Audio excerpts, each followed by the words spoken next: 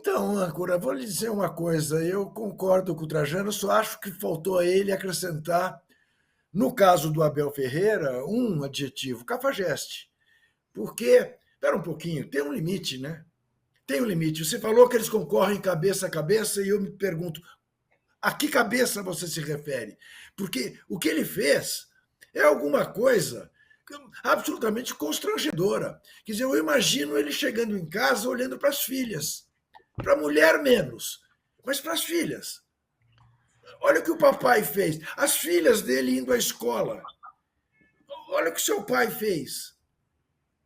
Espera aí, porque o Zubeldia me parece um menino rebelde, né? O rebeldia, que não controla o seu temperamento. Então tem chiliques, né? E não para de ter, devia procurar um psiquiatra, recomendar ali um remédio de tarja preta para ele ir mais calminho para os jogos, né? Ele é um temperamental, é um temperamental. Agora, o Abel revelou uma face horrorosa que vai além de ser temperamental. Quer dizer, para quem vem para cá com ares de nos ensinar modelos civilizatórios, eu nunca tinha visto aquilo. Aliás, eu pergunto para vocês, alguma vez vocês tinham visto uma intervenção do VAR para expulsar, sem dúvida, por falta violenta, mas por atitude obscena? Eu nunca tinha visto. É até bizarro você ver em câmera lenta, né?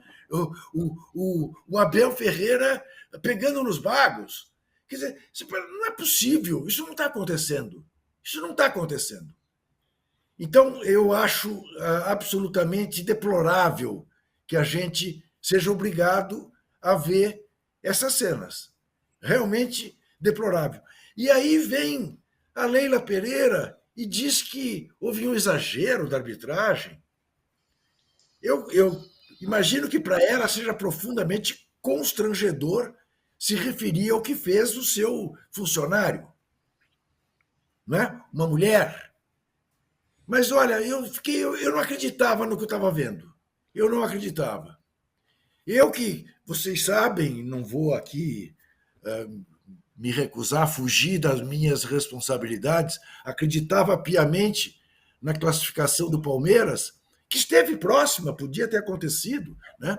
Não acho que fosse justo, como tem muita gente dizendo, dada a exibição, a péssima exibição do Palmeiras, ainda pior que a do Flamengo em São Paulo, foi a do Flamengo, foi a do Palmeiras no Rio, mas teve em vias de fazer 2-0, levar para pênalti, sabe Deus o que aconteceria.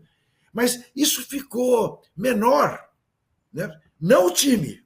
Acho que o time do Palmeiras saiu maior. Saiu de alguma maneira, embora eliminado, recuperado, né, da má fase, dando perspectiva para o torcedor do Palmeiras. Ganhou do poderoso Flamengo, né?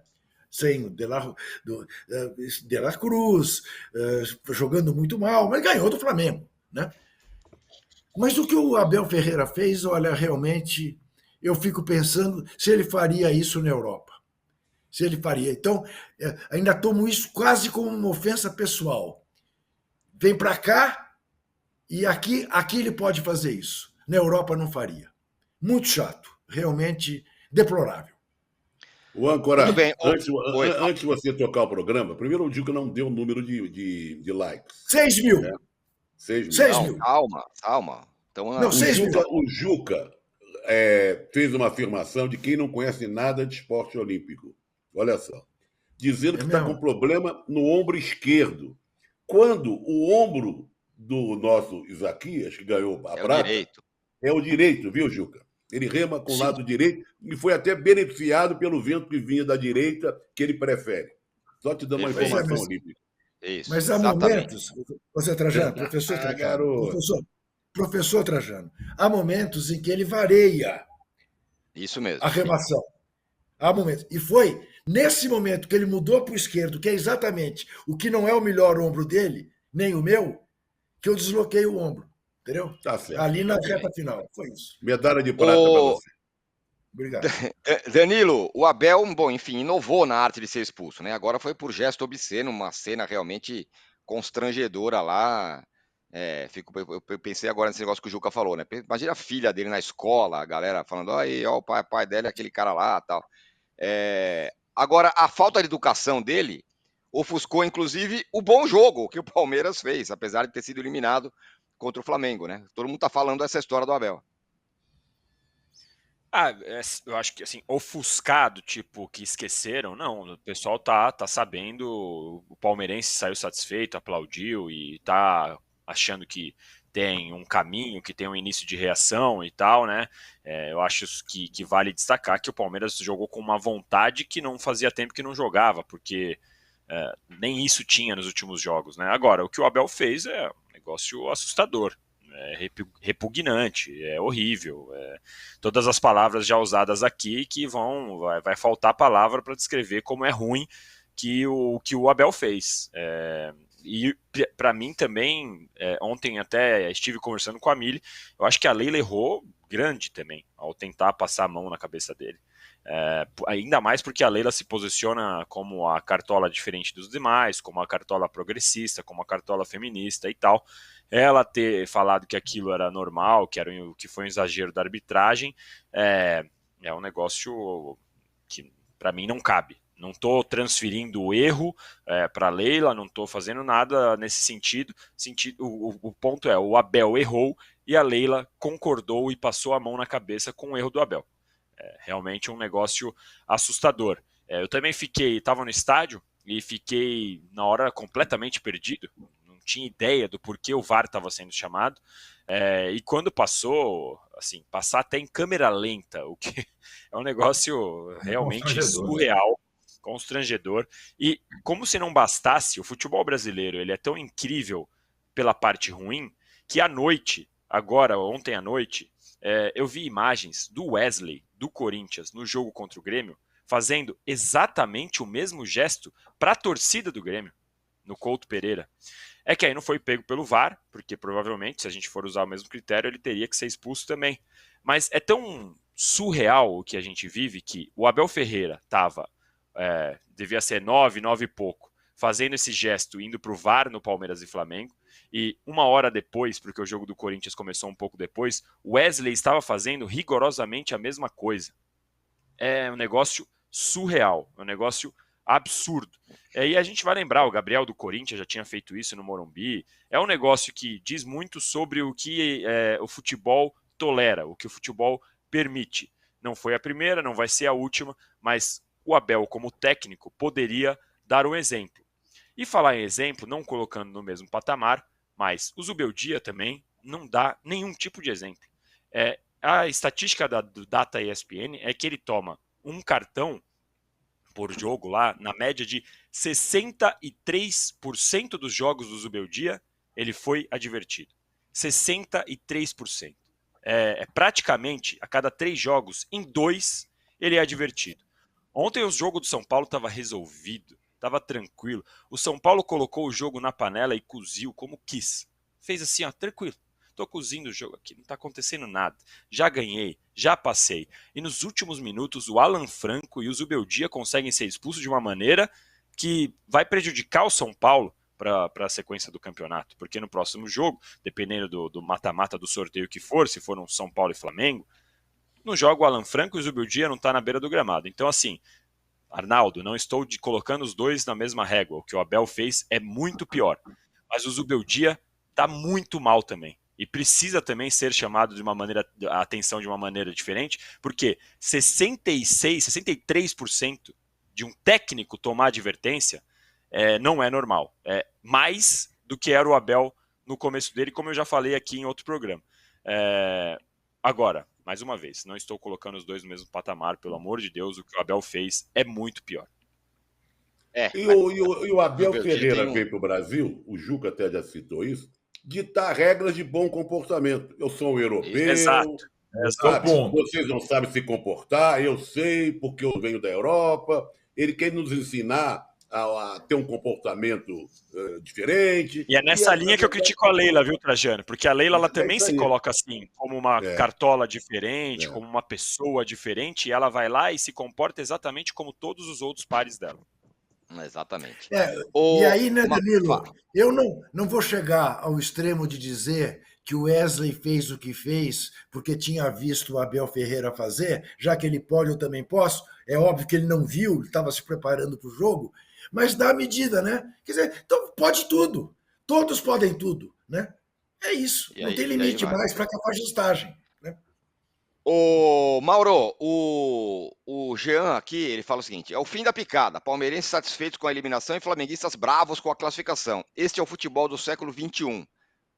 No meio de tudo isso, teve um classificado e um eliminado. O Flamengo está nas quartas de final, está em 3 frentes. O Palmeiras não está. O Palmeiras está fora.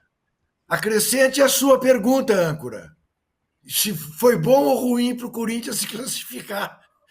Entraremos nesse assunto, pois é. É isso. Diga lá. Diga, Mauro. Bem, eu acho que isso reflete um pouco do perfil de cada torcida e como as pessoas encaram as coisas, né? São 2 elencos caros. O Palmeiras, que já foi no passado, academia, futebol clássico, desde os tempos do Cuca, com seu famoso Cuca-Ball, aquela bola na área toda hora e tudo, ganhou um campeonato brasileiro, se acostumou com a mediocridade. O palmeirense aceita qualquer jogo desde que vence. E a imprensa aqui de São Paulo dá muita ênfase nisso. Acha o máximo. Houve gente que conseguiu distorcer a análise desse confronto como se fosse um só jogo. E mais, não vi grande atuação e muita boa vontade com a atuação do Palmeiras. 15, 20 bons minutos, muito intensos, várias oportunidades criadas. E depois, muito pouco, festival de bolas alçadas na área. Sabe quantos cruzamentos, Jurani, o Palmeiras fez nos seus 3 últimos jogos em casa? Cruzeiro, Vitória e Flamengo. 120. 40 por jogo. Sabe quantos cruzamentos o Palmeiras fez na área do Flamengo? 49. Sabe quantos cruzamentos do gol anulado do Flaco Lopes foram feitos na área do Flamengo depois desse, que foi o 33º? Mais 16. Já estava no final do jogo. 16. Ou seja, um time com um repertório muito pobre, festival de bolas alçadas, óbvio, tentando explorar a deficiência defensiva do Flamengo no jogo aéreo, que nem foi tão grande assim, né? No final do segundo tempo, quando entrou o Davi Luiz, o Tite conseguiu dar uma arrumada ali, o time começou a ganhar duelos aéreos ali, permitiu aquele gol que foi anulado por impedimento, mas conseguiu afastar o perigo outras vezes, que foi um festival de bolas alçadas na área do Flamengo. Eu acho que é isso, as pessoas se contentam com pouco.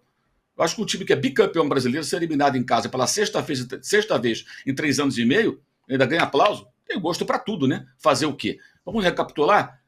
Eliminado, Copa do Brasil, CRB, São Paulo e Flamengo, Libertadores, Atlético Paranaense e Boca. São 6 eliminações em menos de 6 anos e meio. De 3 anos e meio, 3 anos e pouco. Todos os mata-mata que o Palmeiras fez em casa, tirando o Campeonato Paulista ali contra São Paulo, Água Santa, o Palmeiras sucumbiu. Né? É curioso isso, isso é ignorado, inclusive. E o Flamengo fez uma partida simplesmente horrorosa aqui em São Paulo, e isso gera a irritação do torcedor, porque o torcedor do Flamengo não aceita que um time tão caro, com tantos recursos, ainda mais depois de preservar ou cuidar, como diz o professor Tite, né, dos jogadores do sábado contra São Paulo, entre em campo e apresente futebol tão ruim, como fez na quarta-feira aqui em São Paulo. Então a classificação ela não basta. Como bem disse o colega André Rocha, esse papo de maloqueiro, sofredor, ganha de 1-0, é muito bom para o Corinthians, para o flamenguista, para o rubro-negro, isso não vale não, cara. Não vale não, o Tite tem que se ligar nessa parada aí, porque não é assim que funciona. Para o rubro-negro não dá, ele não aceita. Ele quer que o time jogue. Se fosse um time ruim, um elenco ruim, ok. Mas com o time que tem, no mínimo competir e não ficar acuado como time pequeno, tomando pressão do Palmeiras com bola cruzada na área, como aconteceu em parte do jogo aqui em São Paulo. Mas eu achei que o Palmeiras fez uma partida de muito esforço, melhor do que as anteriores, que foram muito ruins. A do Rio, então, nossa, o Palmeiras não ameaçou o Flamengo em nenhum lance, né? Nenhum lance do Rio de Janeiro. Conseguiu ser pior do que esse Flamengo horroroso de quarta-feira. E houve quem achasse aquilo muito bom. Talvez porque a referência seja derrota para o Vitória, atuação do Rio de Janeiro, derrota para o Fluminense, derrota para o Botafogo, quando até fez um bom jogo. Né? Vitória sobre o Cruzeiro com um gol mal anulado do time mineiro. Esse é o retrospecto recente do Palmeiras.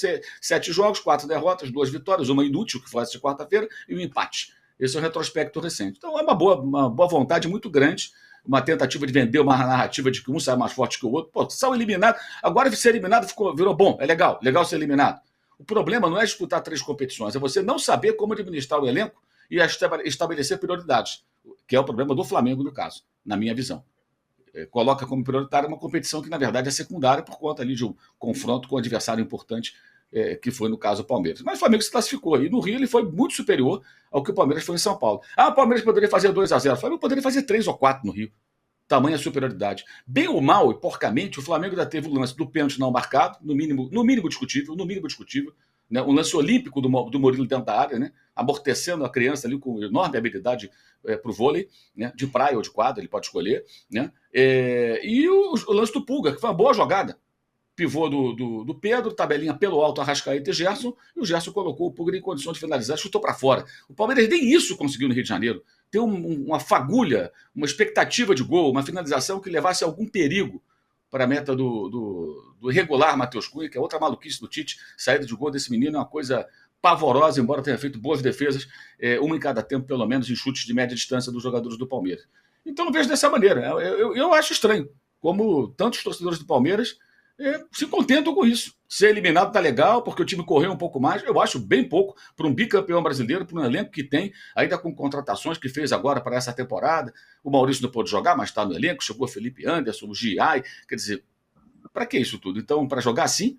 E acho que pouco se discute isso. Tá? Pouco se discute isso. O modelo de jogo, que aliás teve uma declaração, até eu não sabia, o Arnaldo que me alertou para isso ontem, do auxiliar técnico do Palmeiras, né? Como é que é o negócio, Arnaldo? Se eles não conseguem colaborar com o futebol brasileiro, alguma coisa assim, né? Enfim,